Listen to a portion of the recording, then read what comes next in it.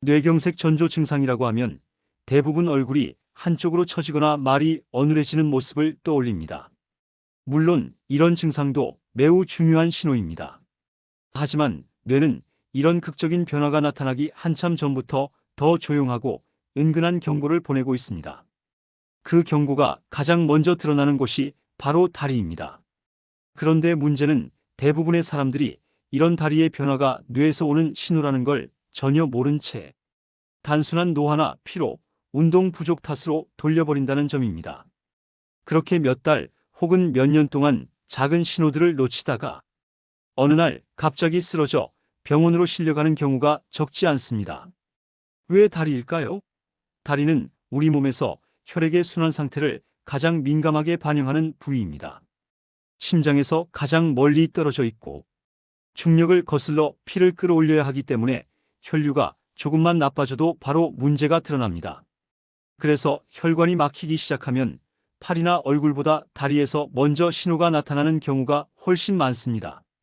마치 오래된 고층 아파트에서 수압이 약해졌을 때 꼭대 기층부터 수압이 떨어지는 것과 같은 원리입니다. 여기에 뇌가 몸을 조절하는 방식도 한몫합니다.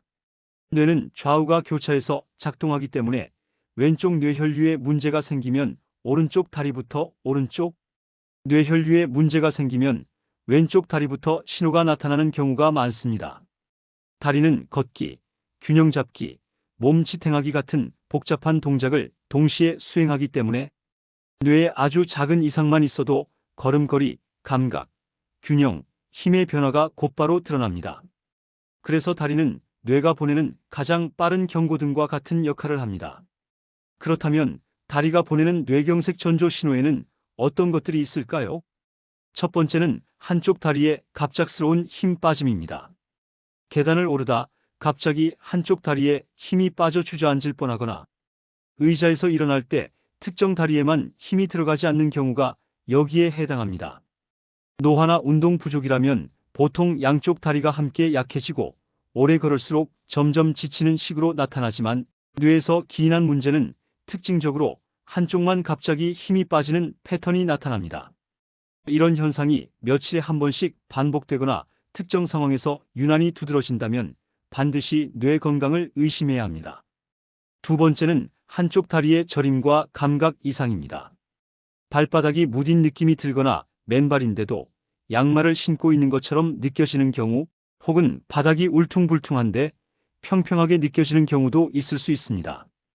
허리 디스크나 말초 신경 문제로 인한 저림은 보통 발끝부터 시작해 발목, 종아리 쪽으로 서서히 퍼져 올라가고 자세에 따라 증상이 달라지는 경향이 있지만 뇌 때문에 생기는 저림은 특정 다리만 갑자기 둔해지고 자세와 상관없이 반복되는 양상을 보입니다. 감각 자체에 문제가 있는 것이 아니라 감각 정보를 해석하는 뇌 부위의 혈류가 부족해 뇌가 잘못된 감각 정보를 출력하는 것입니다. 세 번째는 한쪽 발을 질질 끄는 걸음걸이입니다.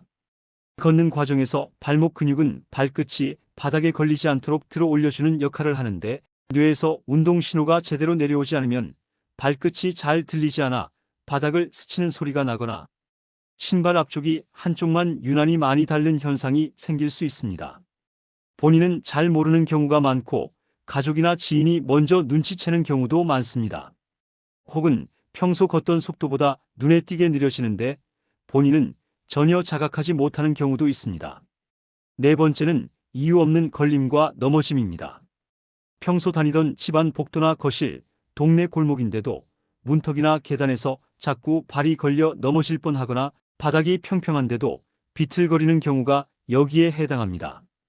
이런 현상의 핵심은 고유감각입니다. 고유감각은 눈으로 보지 않아도 내 발이 어디 있는지 뇌가 스스로 아는 능력인데 뇌혈류가 떨어지면 이 기능이 흔들리며 뇌가 발 위치를 정확히 인식하지 못하게 됩니다. 그래서 계단 높이를 잘못 짚거나 작은 문턱에도 쉽게 걸리게 됩니다. 이런 낙상은 단순히 넘어지는 것으로 끝나지 않습니다. 특히 60대 이후에는 넘어짐이 곧 엉덩이 골절, 척추 골절로 이어지고 골절 이후에는 침대 생활로 이어지면서 근육이 더 급격히 줄고 전신 상태가 악화될 가능성이 높습니다. 그래서 왜 넘어지지? 라는 질문이 사실 뇌가 이미 경고를 보내고 있던 건 아닐까? 라는 질문으로 이어져야 합니다. 다섯 번째는 원치 않는 다리 떨림이나 이상 움직임입니다. 피곤할 때 다리가 잠깐 덜덜 떨리는 정도가 아니라 내가 멈추고자 해도 멈추지 않는 떨림이나 근육이 스스로 움찔거리는 느낌이 반복되는 경우입니다. 뇌는 몸 전체에 지시를 내리는 지휘자 역할을 하는데 혈류가 불안정해 명령 신호가 흐려지면 동작이 들쭉날쭉해지고 다리가 스스로 움직이는 것처럼 보일 수 있습니다. 이런 움직임은 습관이나 나이 때문이라고 넘길 수 없고 반복된다면 반드시 확인이 필요합니다. 여섯 번째는 균형과 중심을 잡기 힘든 보행입니다. 술도 마시지 않았는데 휘청거리거나 몸이 한쪽으로 기울고 바닥이 울렁거리는 느낌이 들거나 발이 꼬이듯 움직이는 경우가 여기에 해당합니다. 뇌의 균형센터는 혈류에 매우 민감하기 때문에 밤 사이 혈압이 떨어지고 뇌혈류가 줄어드는 아침 시간에 특히 많이 나타날 수 있습니다. 실제로 많은 뇌경색 환자들이 아침에 갑자기 쓰러져 응급실로 오는 이유가 여기에 있습니다. 일곱 번째는 일시적 증상 후 회복되는 패턴입니다. 일과성 허혈 발작이라고 부르는 현상으로 몇 분에서 수십 분 동안 한쪽 다리에 힘이 빠졌다가 감각이 둔해졌다가 다시 원상태로 돌아오는 경우입니다. 증상이 사라지니 괜찮아졌다고 안심하는 경우가 많지만 이 시점이 오히려 가장 위험한 순간입니다. 통계적으로 일과성 허혈 발작을 경험한 사람의 많은 수가 수일에서 수개월 이내 실제 뇌경색을 겪고 그중 상당수는 48시간 내에 발병하는 것으로 알려져 있습니다. 즉 괜찮아졌으니까 문제없다는 판단이 오히려 치명적일 수 있습니다. 하지만 여기서 중요한 희망적인 사실이 있습니다. 많은 뇌경색은 생활습관 관리만으로 예방이 가능합니다.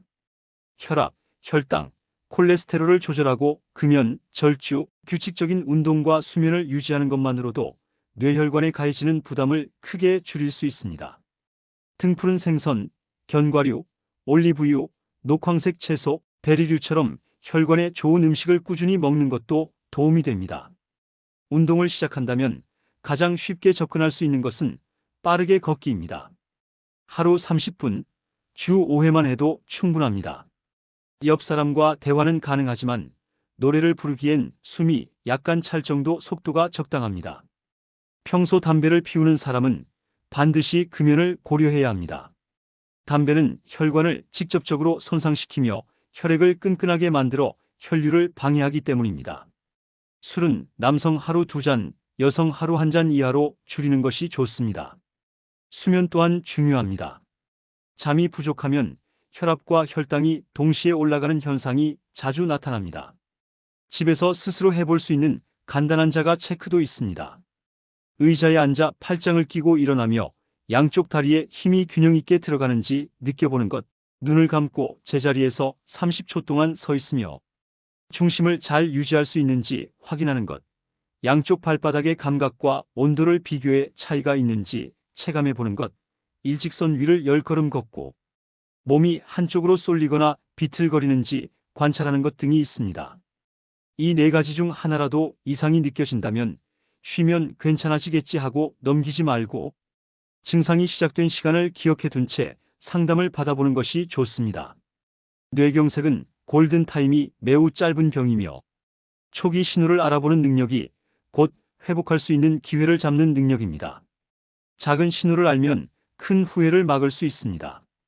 다리는 단순히 몸을 지탱하는 부위가 아니라 뇌가 보내는 경고 장치입니다. 경보음을 무시하면 화재를 피할 수 없듯 다리가 보내는 신호를 무시하면 뇌혈관 질환을 피하기 어렵습니다. 몸은 거짓말을 하지 않습니다. 다리는 뇌의 언어라는 사실을 꼭 기억해 두셨으면 합니다. 오늘 내용을 주변 분들에게도 알려주면 누군가에겐 생명을 지키는 정보가 될 수 있습니다. 건강은 관심이 아니라 행동에서 시작됩니다.